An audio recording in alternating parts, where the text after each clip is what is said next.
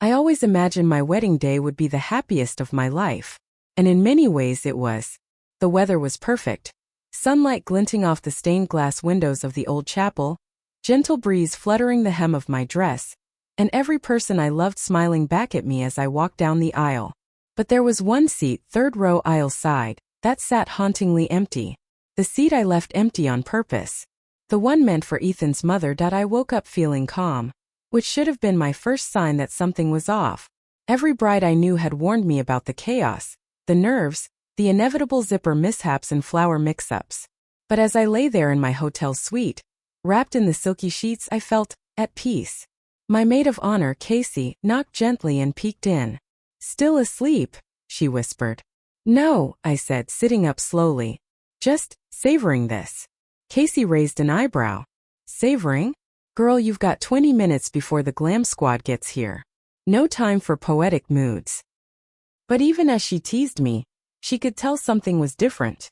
I wasn't radiant with joy. I was steady, anchored, like someone who'd already made a choice, and was prepared to face the weight of it. 3 weeks before the wedding, Ethan and I had our last big fight about her. "She's his mother, Ava," he said, pacing our living room. "You can't just uninvite her." "I never invited her," I corrected calmly. "She was never on the list." He stopped pacing. "You're serious?" Dead silence. I wasn't doing this out of pettiness. I wasn't trying to hurt him. But I also wasn't willing to let that woman sit there, in the most sacred moment of my life, pretending she hadn't spent the last 4 years undermining me in every way she could. "She called me a gold digger, Ethan. To your face. She told your sister I was faking my anxiety disorder. She spread lies about me at your cousin's baby shower." "I know," he cut in, exasperated. "I know she's complicated. But she's my mom." "You knew what you were signing up for." "No. I knew what I was opting out of. I told him I wouldn't stop him from having a relationship with her. But I wasn't going to start my marriage with a woman sitting front row, who had made it her mission to convince everyone I wasn't good enough to be in it. And he didn't say another word about it after that. I assumed naively that silence meant agreement. The ceremony went smoothly. Too smoothly. The venue was stunning, the food flawless, the playlist perfect. People cried during our vows. Ethan cried too. I remember looking at him, his ocean blue eyes glistening with emotion, and thinking maybe he understands. Maybe this is the start of a boundary finally being respected. But when I walked down the aisle past that empty seat, I felt it. The tension. The whispers. His Aunt Lorraine turning to her husband with a frown. His cousin Michael shaking his head just slightly, like someone reacting to a poorly executed plot twist. And then there was his sister, Mallory. She didn't even try to hide the glare she shot me as I passed her row. I forced a smile. I focused on Ethan. I let love guide me toward the altar. But I knew. Something had fractured. And we hadn't even cut the cake yet. I should have been dancing, laughing, smearing frosting on Ethan's nose while our guests cheered. Instead, I found myself answering question after question with forced charm. "So where's Clarissa today?" someone asked, fake innocent. "Staying home," I said smoothly, as if that explained everything. Ethan barely touched his food. He smiled for the photos, but his jaw was tight, his hands clenched. I saw him on the balcony later that evening, phone pressed to his ear, pacing. When I came out to ask who it was, he ended the call instantly. "Nobody," he said. But it wasn't nobody. It was her. We didn't argue that night. We didn't make love either. We got into bed silently, backs to each other, the tension between us thicker than the hotel duvet. At 3 a.m., I woke up to find him scrolling through his phone. His jaw was clenched again, his chest rising and falling too fast. "You okay?" I asked. He didn't answer. He turned the screen away. "Ethan, why couldn't you just let her come?" he said quietly. "Just once. Just this once." "I told you why." "She cried, Ava." I sat up. "She manipulates." "That's not crying, that's control." He looked at me then. Not with anger. Worse. With distance. We returned home to a dozen voicemails. Some from his mother. Some from extended relatives. All with variations of the same theme. "You should be ashamed. How dare you exclude her? That was your one chance to make peace." I deleted most of them. Ethan didn't. We didn't talk much that first week. I cooked dinners. He didn't eat them. I suggested watching a movie. He stayed glued to his laptop. One night, I came home to find him sleeping on the couch. Another night, I came home to find he hadn't come home at all. A month after the wedding, the word slipped out. Divorce. He didn't say it in rage. He said it like someone reporting the weather. I don't know if I can get past this, he told me, eyes red. This isn't what I pictured. Starting our marriage with this much bitterness. I laughed. Not because it was funny, but because of the irony. You mean starting our marriage with boundaries? I mean starting our marriage by blowing up my family. I didn't blow them up. I protected myself. You knew what she did to me. And you let her. He didn't deny it. That was the worst part. Now I lie awake at night wondering if I'll be a wife for another week. Another month. Another hour. I thought choosing peace on my wedding day was the beginning of a beautiful new life. But peace, it turns out, comes at a price. And sometimes the person who promised to stand by you, for better or worse, will choose silence when the worst comes, wearing his mother's perfume. I hadn't heard from Ethan in 3 days. He'd been staying at his friend Marcus's place. Or so he said in the one-line text he sent at 11:43 p.m. 2 nights ago. The silence was thick enough to choke me, but it wasn't just the absence of his voice. It was the weight of what that silence meant. In that time, I had gone over every moment that led us here, every decision, every breath I took that might have pushed him further away. And yet, I couldn't shake the truth that clawed at my chest. I did what I had to do. Clarissa Jameson had never wanted a daughter-in-law. What she wanted was a soldier. Someone to submit, smile, and stay silent while she sunk her claws into every aspect of her son's life. From the moment she met me, I'd been on the defensive. The first time I met her, she asked if I was between jobs. I'd just gotten promoted.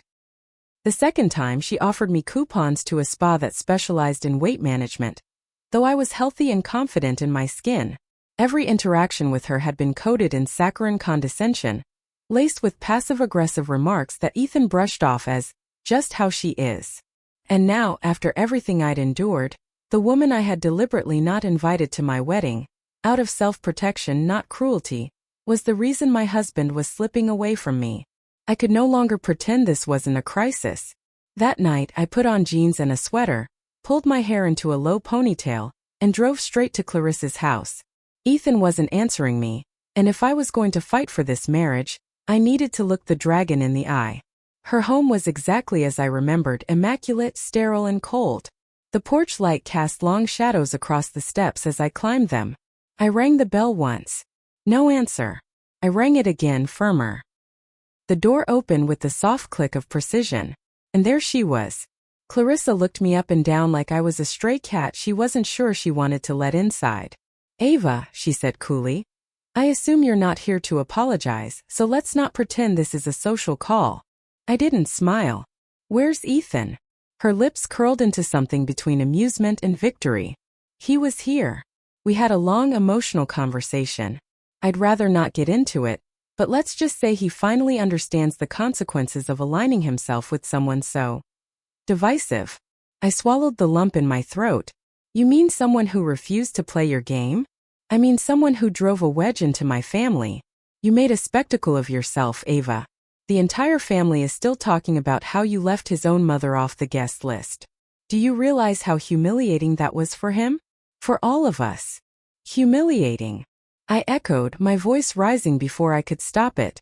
"You humiliated me for years. Every holiday, every dinner, every moment you spoke about me like I wasn't in the room, like I wasn't enough. You made it your mission to poison every room I entered. And when I finally said enough, you act like I'm the one who betrayed you. You could have been the bigger person," she said with a tilt of her chin. "No, I could have been a smaller person. I could have shrunk myself to fit into your idea of acceptable. But I chose not to. I chose to start my marriage with honesty, even if it meant leaving one chair empty." "And now," she asked, "you're here because that choice cost you your husband." I clenched my fists. "I'm here because I love him. And because I don't believe it's too late. But I needed to understand something, Clarissa. I needed to look you in the eye and ask you one thing. Was it ever going to be enough for you? If I had invited you, praised you, sat you next to me at the reception, would you have stopped trying to tear me down? She didn't blink. No, she said simply. Because you were never supposed to win. That was the moment I realized the truth Ethan had been too afraid to face. His mother didn't want harmony. She wanted control. And she would scorch the earth before letting someone else take her place in his heart. I turned and walked away without another word. My hands trembled as I drove home, the words echoing in my head like a war drum. I had hoped, stupidly maybe, that some sliver of decency lived in her. That maybe, just maybe we could find a truce. But that hope had turned to ash. When I got home, Ethan was sitting on the porch steps. He looked up, surprised to see me, as if he expected me to be gone by now. I parked the car, got out, and sat next to him in silence. For a few moments, we just listened to the wind. Then he spoke. You went to see her. I had to. And she said I was never supposed to win. He closed his eyes like the words physically hurt. I leaned in softer now. Ethan, I love you. But I won't fight your mother to stay married to you. That's not what marriage should be. And I need to know, do you want to be in this with me? Or are you waiting for me to beg your mother for permission to exist in your life? He didn't answer right away. And maybe that silence was the answer in itself. But in that moment, sitting in the dark on the front steps of our shared home, I realized something I hadn't before. I wasn't afraid of losing him anymore. I was afraid of losing myself to keep him. Ethan didn't say a word that night. We sat side by side on the porch until the air grew colder and my hands began to tremble. Not from the chill, but from everything left unsaid. When he finally stood up and opened the door for us to go in, he didn't look at me. He moved like someone caught in the undertow, dragged by currents he refused to acknowledge. I followed him in because it was still our home. Barely. We moved around each other in silence, orbiting like distant moons. That night, he slept in the guest room. I heard the door click shut behind him. No good night. No apology. Just a click like punctuation at the end of a long, cold sentence. The next morning I made coffee for two. He didn't take his mug. He left the house without a word, and I was too tired to chase him. I sat by the window, hands cupped around the warmth I no longer felt from him. That's when I made a decision not to wait anymore. If this marriage was going to end, it wouldn't be because I stayed quiet. If it was going to fall apart, I wanted it to be for truth, not silence. I started writing. Not to him. Not to his mother. To myself. I wrote every memory of every time she made me feel like less than nothing. Every time she smiled while slicing me open with words dipped in honey. Every time I had to grit my teeth and pretend for Ethan's sake that I wasn't bleeding inside. And I wrote every time Ethan looked away. Every time he said, "She didn't mean it like that." Every time he let me take the bullet, so he wouldn't have to choose. I wrote until my hand cramped, until the ink smudged from the tears I didn't even know I was crying. And then I did something I hadn't done in a long time. I called my sister.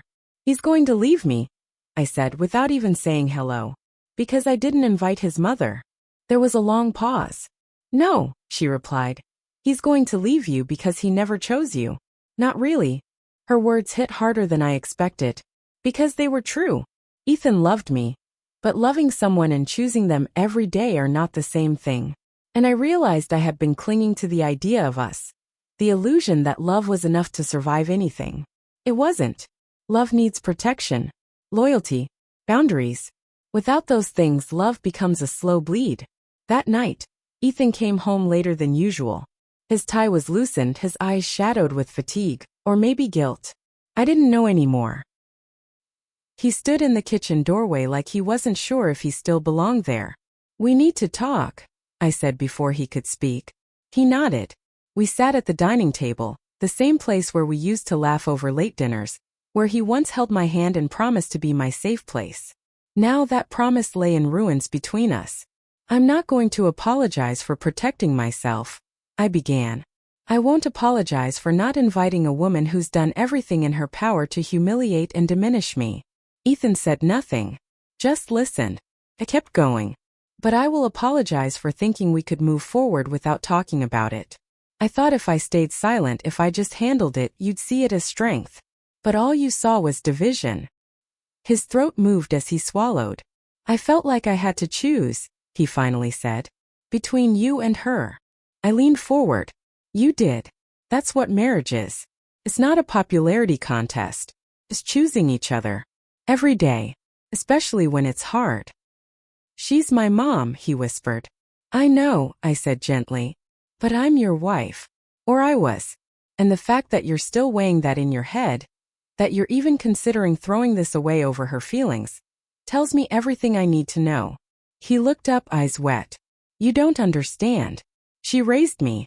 She gave up everything for me. I feel like I owe her. I stared at him, something breaking quietly inside me. And what do you owe me? The silence stretched between us, long and unmerciful. I stood up. Ethan, I'm not your mother. I'm your partner. I'm not here to be managed, tolerated, or apologized for. If you can't stand up for this marriage, if you need your mother's blessing to love me fully, then maybe you're right.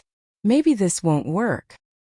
He opened his mouth, but I didn't let him speak. I walked to the bedroom, pulled my suitcase from the closet, and began packing. I didn't even cry. There was something devastatingly quiet about knowing you've done everything you could, and it still wasn't enough. Ethan followed me in, watching in stunned silence as I folded shirts, tucked away shoes, and zipped the bag shut. You're leaving, he said hoarsely. No, I said, turning to face him. I'm choosing myself. Something you never did. And then I walked out. I didn't slam the door. I didn't look back. I got into my car, drove to my sister's place, and sat in her living room for 3 hours before the tears finally came. But they weren't tears of regret. They were tears of release. I had spent so long twisting myself into someone palatable, someone who could withstand the scrutiny, the cold smiles, the subtle jabs. But in the end, it wasn't my silence that saved the marriage. It was the very thing that killed it. 3 days after I left the house we once called home, Ethan showed up at my sister's door. No call. No text. Just him standing there, his shirt wrinkled, eyes shadowed, like he hadn't slept since the night I walked away. I was on the couch, nursing a cup of ginger tea gone cold when the knock came. And when I opened the door I froze. I didn't know what to feel. Anger, sadness, or something dangerously close to relief. Ava, he said, exhaling my name like a confession. I didn't invite him in. I didn't shut the door either. I just stood there waiting. I don't know where to start, he said, his voice raw. Start with the truth, I told him. He lowered his head. I spoke to my mom.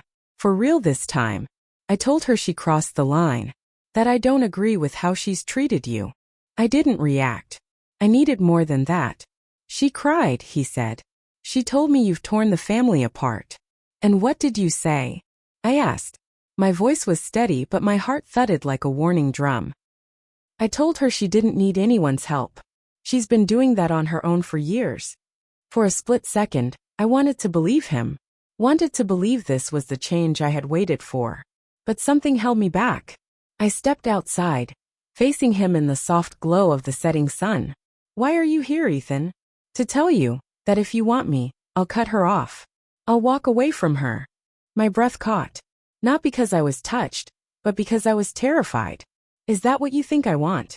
For you to sever ties with your mother? I asked. I never asked you to do that. I only ever asked you to stand up for me when she tore me down. He looked stunned. I don't want to lose you. Then don't lose yourself trying to keep me, I said. That hit him harder than anything I'd said before. He sank down onto the porch step, hands over his face. I'm scared, he admitted. I'm scared of disappointing her. Of losing you. Of making any decision that makes someone hate me. I sat beside him. For the first time in weeks we were on equal ground, no accusations, no defenses. How long have you lived like this? I asked gently. My whole life, he whispered. And how much longer are you willing to? He didn't respond. But for the first time he reached for my hand. Not tightly. Not in desperation. Just a quiet gesture. Like someone searching for something steady. I need you to understand something, I said. I still love you. That hasn't gone away.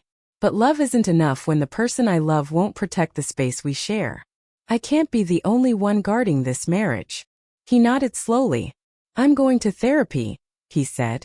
Not because I think it'll fix everything, but because I want to understand why I always choose silence. Why I never fought back. And why I let you do all the fighting alone. A part of me softened. I had wanted to hear this long ago. But even as the words finally came, I wasn't sure they could rebuild what had already crumbled. I don't know if things can go back to the way they were, I said. I won't promise to come back. But I'll watch. I'll listen. I'll see who you're becoming. Not for me, but for yourself. He squeezed my hand gently. For the first time in what felt like forever. The air between us wasn't suffocating. I didn't go back that night. I still needed space. But when I watched Ethan walk away down the sidewalk, I didn't feel anger or resentment. I saw something different in the way he moved. Not broken. Not desperate. Just beginning. And that night, for the first time in weeks, I slept without dreaming of a wedding haunted by an empty chair. I dreamed of walking into a new home. One where I didn't have to prove I belonged. 6 weeks passed. I didn't go back. I didn't rush, didn't call. I watched from a distance. Ethan kept going to therapy. He never begged. He never sent grand gestures. Only small, steady messages. I'm working on myself. I finally told her no today. I stood up for myself. Not just for you, for me. I did the same. I started therapy too. I wrote daily. Letters I never sent. To people who never listened. To the woman I used to be. And slowly, I came back to myself. Not the version I'd carved out to please others. But the woman who remembered her own worth before compromise blurred her reflection. Then one crisp autumn afternoon, I stood in front of the house we used to share. Not to move back in. Not to rekindle something. Just to say what needed to be said. Ethan opened the door. He looked different. Not because he had changed his clothes or cut his hair, but because something in him had stilled. I didn't walk inside. I stayed on the porch. I came to tell you something, I said, my voice clear. I'm not coming back. He didn't panic. He didn't argue. He just listened. Not because you didn't change, I continued, but because I did. I've changed. And I can't go back to the woman who begged to be seen. I don't want to fight for space at a table I built with my own hands. I want to live in a place where I don't need to explain why I deserve love. Ethan's eyes glistened, but he didn't try to stop me. Instead, he said something I never expected. Thank you for leaving, he said softly. Because if you hadn't, I never would have realized what I'd let happen. I never would have faced the boy in me that kept waiting for permission to live. The wind picked up. The trees whispered. I looked at him one last time. Not with anger, not even with longing. Just peace. Goodbye, Ethan. Goodbye, Ava. We finalized our divorce a few weeks later. Amicably. Quietly. His mother didn't show up. And for once I didn't care. Life didn't get easier overnight. There were still mornings I reached for a ghost.